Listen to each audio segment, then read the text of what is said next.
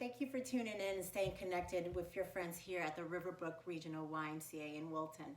I'm Rocio, I'm one of your certified personal trainers, and I'd like to share with you today a little core combo exercise that I like to do after a run, if I just came back from a run, threw my shirt on, and I'd like to share with you this combo that it's pretty good to do, to tack on to one of your cardio workouts.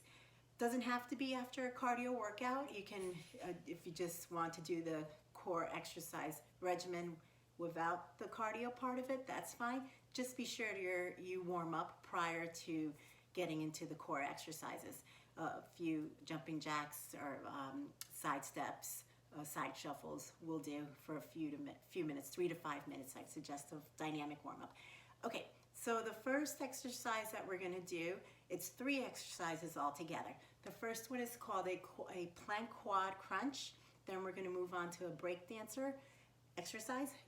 Brings me back to my olden days of breakdancing. And then our last exercise is going to be the crouching tiger push-up. I'll explain each one. We'll do about 10 to 14. Together we'll do 10 reps. You can do at home 10 to 14 reps and one exercise after the other. After you do one cycle, you can rest 30 to 45 seconds before you start the next cycle. I would say do about cycles or rounds. I would do 2 to 4 rounds or cycles. Okay, so the plank quad crunch, if you have slides or sliders, that would be great. You can grab those. If you don't, then just 2 towels will do. That'll allow you to slide. If you have a hardwood floor, you can do it on a hardwood floor. And 2 towels. If not, and if you don't have any of these, then what you can do is just an isometric hold for about a minute or longer if you'd like, and in that plank quad position. Okay, so we'll get rid of those. And then here are sliders. Put them down on the floor, step right in the center of them. Your toes are right in the center. You're going to come down on your hands, and your knees are going to be at a 90-degree angle. Your back is going to be nice and straight. You're going to engage your abdominals. Your wrist is going to be right below your shoulder. And what you're going to do is with your knees are going to, you're going to crunch, and your knees are going to go up towards your chest. Now it's going to be a very small move, just about 1 to 2 inches. And then your feet will go back to their original position. So it looks like this.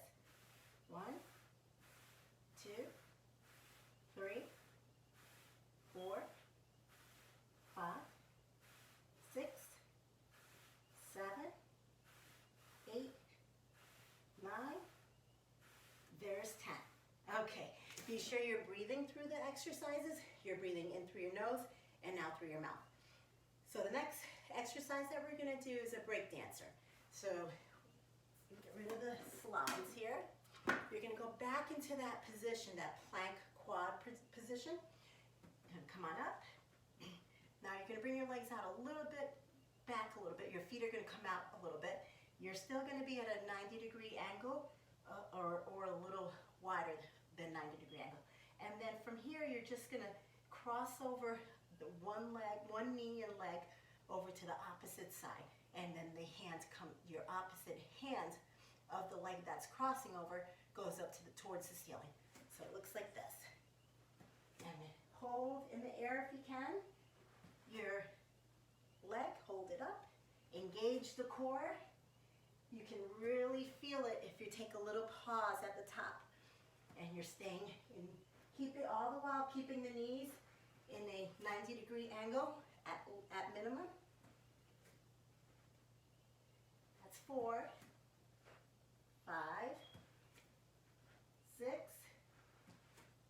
7. Gotta keep your balance too. 8. So the slower you go, the harder it is.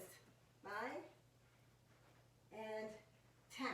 So modifications would be just bring your leg and toe tap to the side. That's your modification. To make it harder, you're going to twist a little bit more and balance. It activates just about every muscle. Okay, Great, great. Good job. All right, our last exercise is the crouching tiger push-up. So we're gonna get back into a plank position, this time with our legs straight. Your wrist is right below your shoulder. Your feet are hip width apart or a little bit wider. And then what you're gonna do, you're gonna come down on a push-up. But once you get to the almost like about an inch off the floor, you're gonna push off those palms. Your body's gonna go back. You're gonna pike up, and then you're gonna come back into a push-up position. So you're gonna come down of your push-up, push off the palms, really get low to the ground. The lower you are to the ground, the harder it is, the more challenging and the more all your muscles will be working.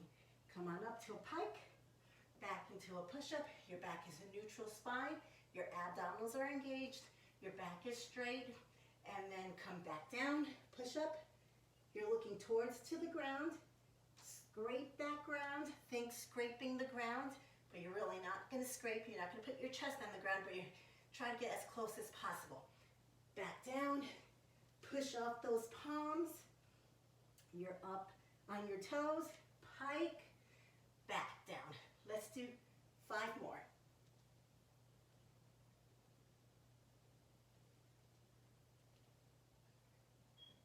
Here's 3. Here's 4. And 5. I'm coming down.